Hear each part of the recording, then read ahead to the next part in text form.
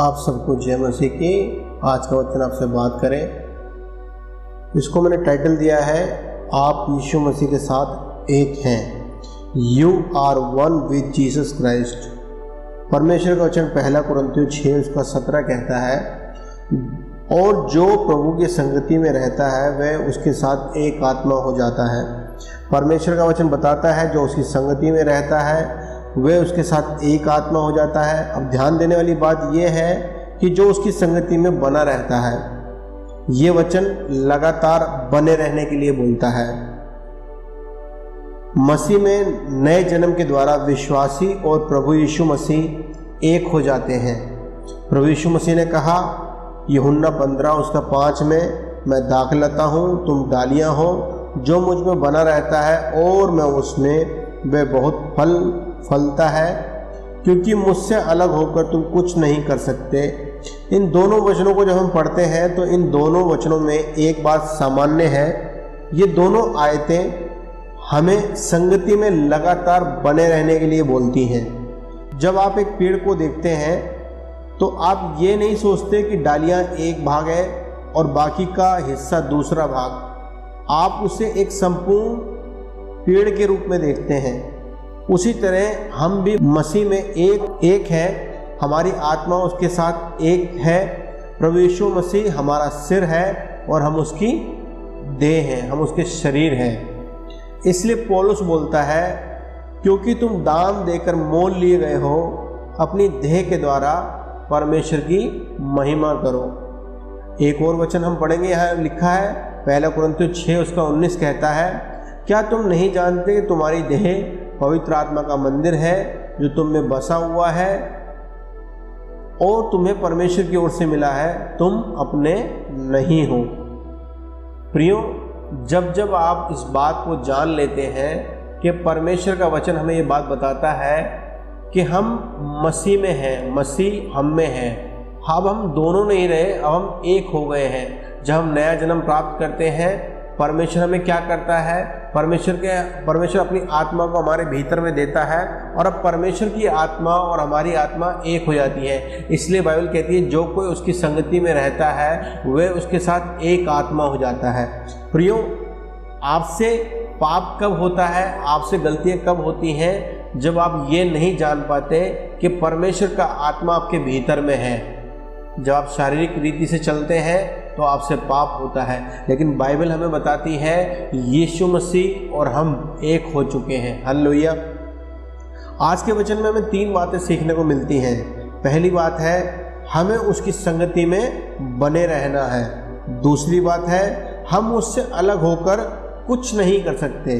और तीसरी जो बात हमें जो सीखने को मिलती है वह ये है, हमारे लिए प्रभु यीशु ने अपना लहू बहाकर हमें मोल लिया है और हमें अपनी देह के द्वारा क्या करना है, उसकी महिमा करनी है। जिस क्षण आप ये बात जान लेते हैं कि हमें अपनी देह के द्वारा परमेश्वर की महिमा करनी है और आप ये बात को जान लेते हैं कि परमेश्वर का आत्मा हमारे भीतर में है, जिस प्रकार पौलुस बोलता है कि क्या तुम नहीं जानते तुम्हारी देह पवित्र आत्मा का मंदिर है।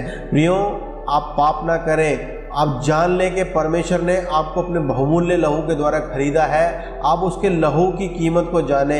एक क्षण जब भी आपका मन किसी गलत बात के लिए करता है, एक क्षण सोच कर देखें, उस प्रभु ने आपके लिए लहू को बहाया। उसका लहू बहुमूल्य लहू था। उसने अपने इकलौते पुत्र को आपके लिए दे दिया ताकि आप जो है नाश की ओर ना जाए, आप अनंत जीवन को पाएँ। परमेश्वर इसलिए आया कि हम जीवन पाएँ और बहुतायत का जीवन पाएँ। प्रियो, आज का वचन आपके जीवन में कार्य करे। इस वचन को यदि ध्यान से पढ़ेंगे तो वहाँ लिखा हुआ है, जो कोई प्रभु की संगति में बना रहता है। प्रियो, जब आप परमेश्वर की संगति में लगातार कंटिन्यू फॉर्म में बने रहते हैं, आपके द्वारा पाप नहीं होगा, आप गलतियां नहीं करेंगे, आप किसी परेशानी को फेस नहीं करेंगे।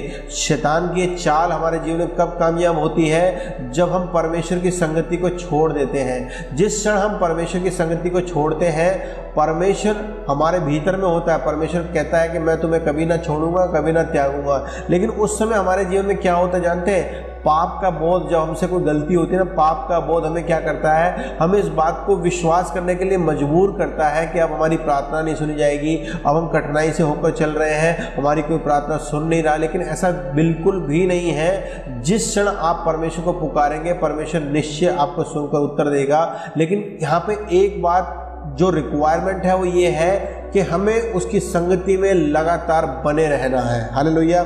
दूसरी बात है, हम उससे अलग होकर कुछ नहीं कर सकते। बाइबल कहती है, परमेश्वर ने कहा मैं दाखलता हूं और तुम डालियां हो। हालेलुया।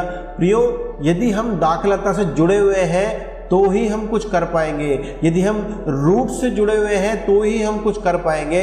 हम उन परेशानियों को जो हमारे लिए बड़ी हैं वो परमेश्वर के लिए बड़ी नहीं है प्रियो, लेकिन हम क्या कर रहे हैं, हम उसे अपनी सामर्थ्य से दूर करने की कोशिश कर रहे हैं। बाइबल इस विषय में बताती है प्रियो, न बल से न शक्ति से पर मेरी आत्मा के द्वारा होगा।